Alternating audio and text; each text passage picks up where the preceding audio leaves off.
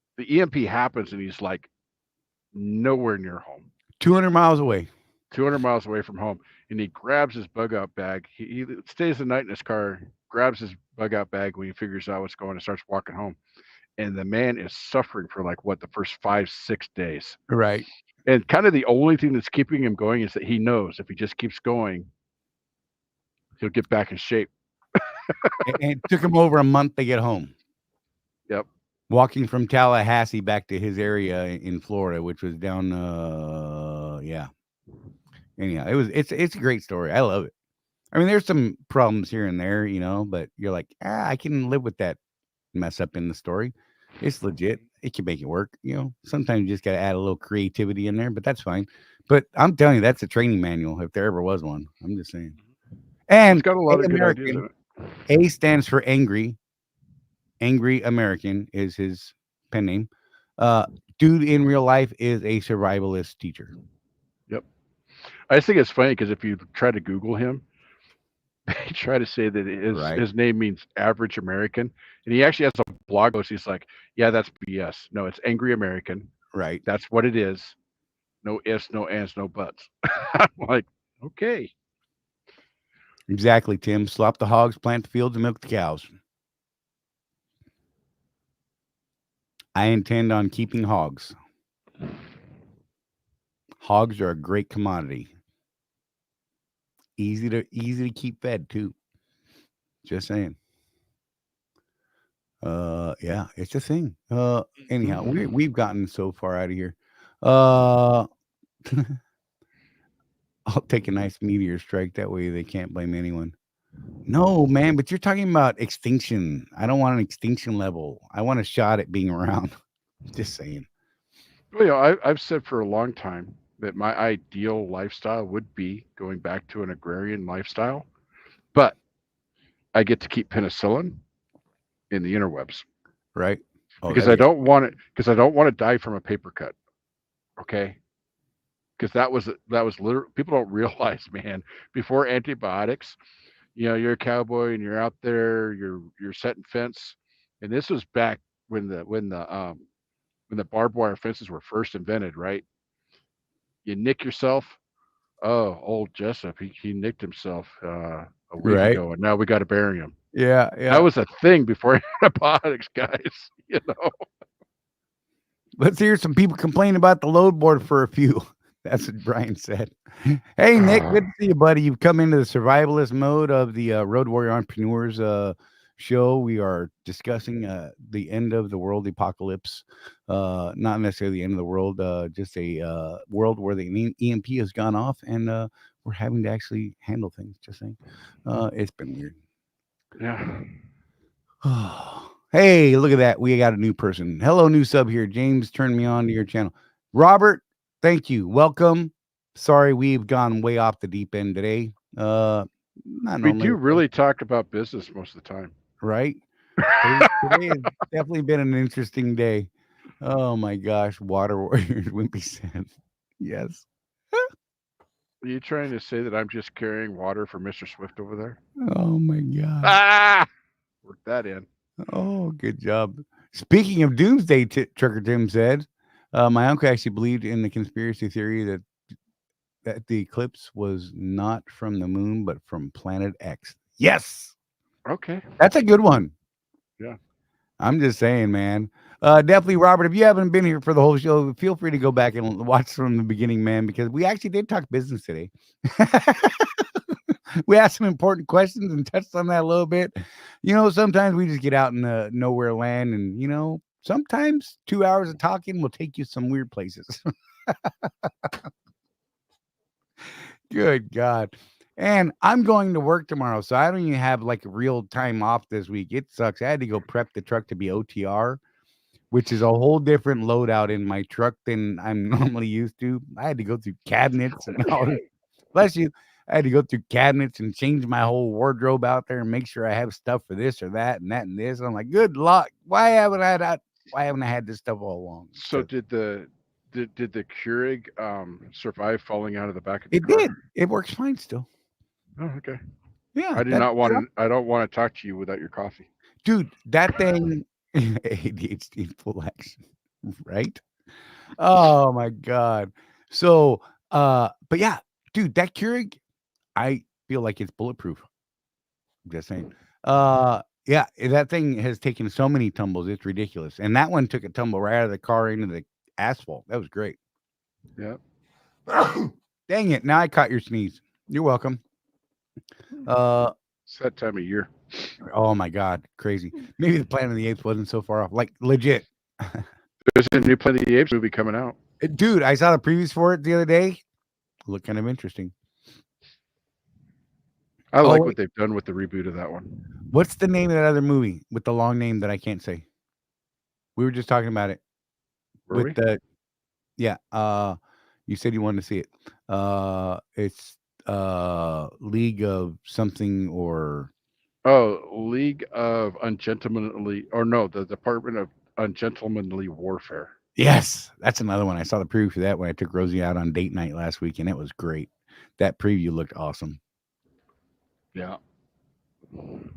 Look, Mike Anderson said we need a post-apocalyptic book club. I'm just saying, man. I love these things.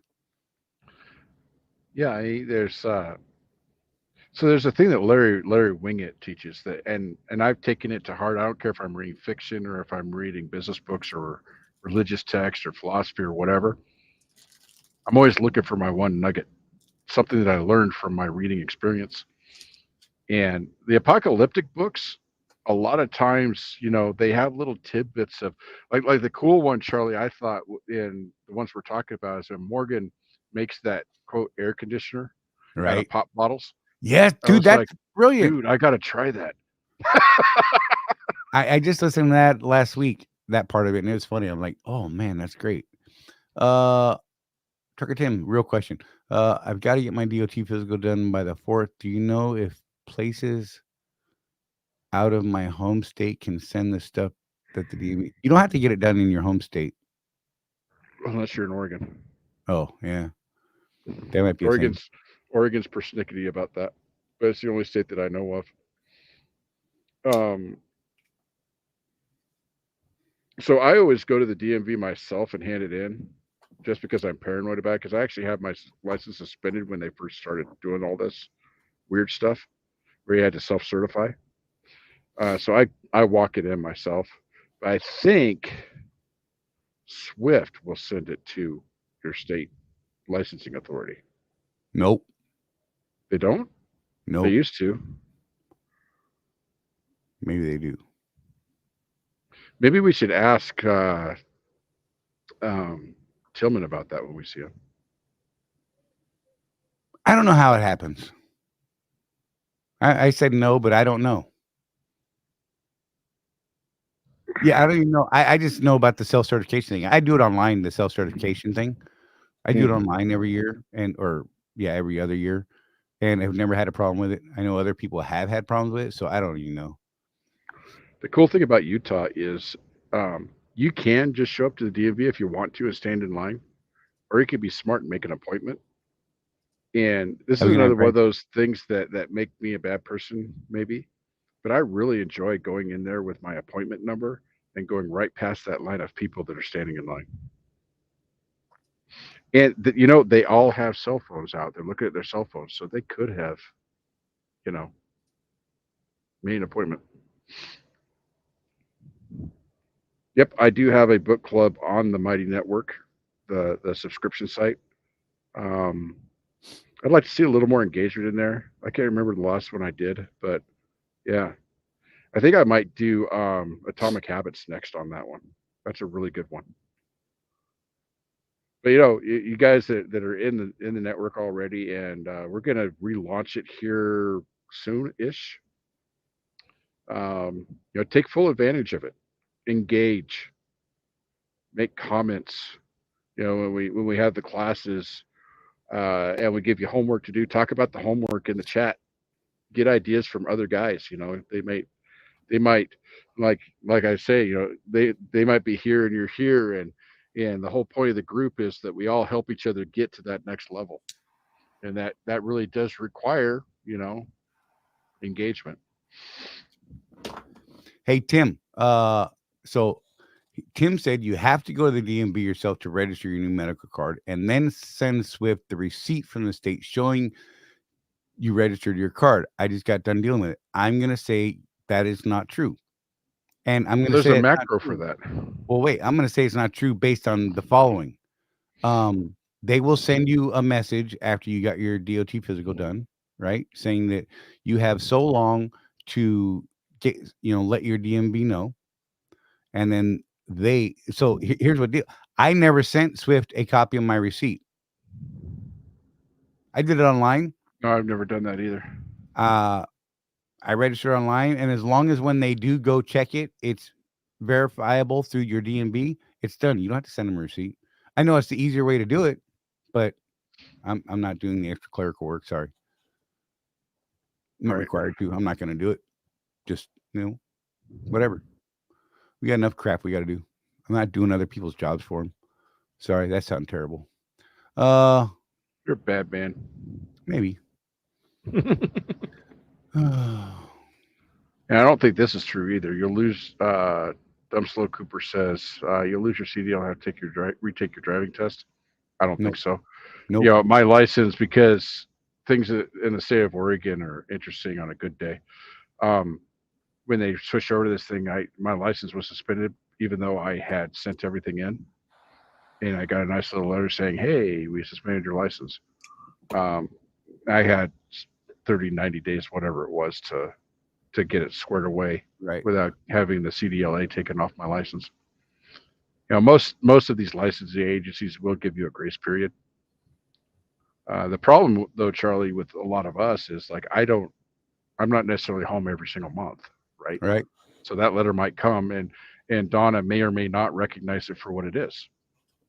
And then I get home, I'm like, oh, snap, what's this? So Miller said, I did the self-cert. The state did not get filed correctly. I got my license downgraded. I'll be going in person from now on. No, I get that. Mm-hmm. I can tell you that with Florida, when I did the self-certification, right, I just logged in every couple of days. In fact, I logged in 3 days later to check on the status of my self-certification. It was still pending. And a couple of days after that, it was finalized and showed my new certification. So I went on my merry way. And then actually a couple weeks after that, I went in and had to renew my CDL, and it was all good. Chris Hamilton's asking about APUs. We're running a little short, but so here's my current analysis. You guys that have known me for a while know that I do the numbers on this every couple of years. So if I had the money, which I do not right now, full disclosure, I would buy an APU for my truck. Absolutely. With fuel prices where they are, with the problems that idling causes with the emission systems these days, I think APUs are a good purchase. My current numbers, if you go all out and get either a Carrier or a Thermal King, which are the more expensive ones, you're looking at a return on investment based on fuel savings alone of about a year and a half to 2 years. And that's not even taking into account less problems with your emission systems, less engine wear, all that stuff, just based on fuel savings alone on a solo operation. Now, you'd have to do the numbers if you run a team, like Charlie and Rosie run team. So they're not sitting there idling their truck like I am right now, right? Their truck's moving. Charlie sleeps when Rosie's driving, and Rosie has her hand on the crap handle while Charlie's driving. So But she gets a little nap at the DC. But yeah, I think that they're a good purchase. There's a lot of different. Do your research though. Get the one you want. I can tell you that one of the advantages of our friends over at ES, all of the trucks that they sell have APUs on them already. It's part of the package. That should tell you something. So Robert said in North Carolina they'll suspend then downgrade after your light. After 90 days. After 90 days. So you got 90 days to fix it. So every state, I'm guessing, has different things. I would think that you could check and verify that it's been that they've gotten the right information. I know Florida has that. I never had a problem in Oregon, and I always did Oregon electronically as well. I mean, from the very first time. The first time took a long time. Like their system was broken, and I did it right after they started that system, so that was a little sketchy. So and then for a year or two, we had to still carry everything with us just to prove and verify everything. And I don't know, I just never had a problem with it. Well, that's not true. So a couple years ago, it was delayed by an extra week because something happened in their system. And they let me know, and they're like, "Hey, can you resend it?" And I absolutely did, and they're like, "Okay, good," and it was fine. I don't know. I guess, like anything though, on that, I'm gonna follow up on it, make sure that it's good. Yeah.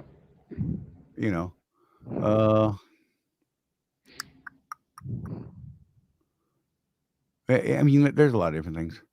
All right, guys, we're coming up on our time here. Last chance. Anything you want us to hit real quick, and we can hit it real quick, we will do that. Yeah, Chris, no option if you order your truck from your next truck from nope. Well, you can buy your own and have it installed, but then you're gonna have to have it uninstalled if you turn the truck in. Yeah. Mike, I try not to wait till the last minute. So yeah, I don't know. I try to get things done as soon as I can. Good. And real quick, Timothy and I have gone around on this one. I'm going to put it up there. This is an option. I don't like this option. It's cheaper to get a portable generator with a portable air conditioner. Harbor Freight has a generator that you can use for that for around $600. Definitely a cheaper option. Definitely an option. The reason I don't like that option is I like my stuff in my truck a certain way. I don't want a portable air conditioner in my truck. I want an APU with the air conditioner right there that's all installed and looks nice and all that stuff. Does it cost hundreds of times more? It does, but there's still an ROI on it. Is that Diana T or Deanna T? Sorry. Let me know which way is right, and I will say it right from this point on. Harbor Freight is a good place to get generators and jump starters and tools for your truck. Absolutely. Look, Harbor Freight has a lot of cool stuff, and they've got a new impact driver out there that Alan and I were talking about recently, and that thing's phenomenal. Swift does have inverters, but not APUs. Right. So it runs off directly to the battery. Right.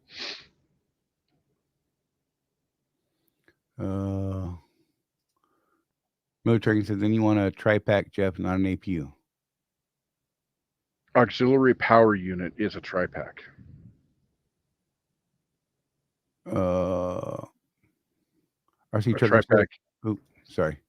A tri-pack is an APU. There's different types of APUs. There's diesel-fired APUs. There's gasoline-fired APUs. There's just battery, where it charges off your alternator. Those you get about 10 or 12 hours off of before they need to be recharged fully. But they're all APUs, auxiliary power unit. RC Trucker said, I have a generator and portable AC. Works great. Mike said, I'd run those standalone AC units and run a drain to a 5-gallon bucket. That'd make me nuts. I would kick that thing over, absolutely, if it was inside my truck, because I trip over everything that's in my truck, even when there's nothing in the way. I find things to knock over and trip over. It's, big clumsy feet. Damn 13s kill me every time. All right, guys, we're going to wrap this thing. We're at our time. And look, we thank you guys for being here. Sorry for us going so far. Not really sorry. You guys helped us drive. We went where you guys want to talk to about things. I can't talk. Words are broken. My mouth is gone. I got to go finish getting the truck ready. Oh, joy. Got to finish packing to go be a real trucker. It's our intention to actually go run some freight for a minute. We'll see how that goes. Yeah, Jeff, I will see you in Phoenix this weekend, man. Anyone else going to be in the Phoenix area? Come say hey. Great. And yeah. We'll be Oh, there. and if anybody has information and can help a brother out, if any of you have the phone number to the account runner for the Home Depot account in Phoenix, I would greatly appreciate that. Get on the Facebook and let me know. Hey, we try to read every comment that comes up. We may not be able to answer everyone, and sometimes we don't put them up because maybe they're a little inappropriate, but whatever. Yeah, Mike said hit that like button on the way out, you guys, and we'll see you guys next week. Once again, thank you guys so much for being here. We do greatly appreciate you being here and taking time to spend with us and each other. And that's what we're about. The Road Warrior Entrepreneur community. You guys help drive the conversation here. We look forward to seeing you guys next week, 6 p.m. Eastern time, every Tuesday, one way or another. There's a show. And we will see you guys then. Remember, look after each other. There's no one out here looking after us but us. And you guys, we'll see you then.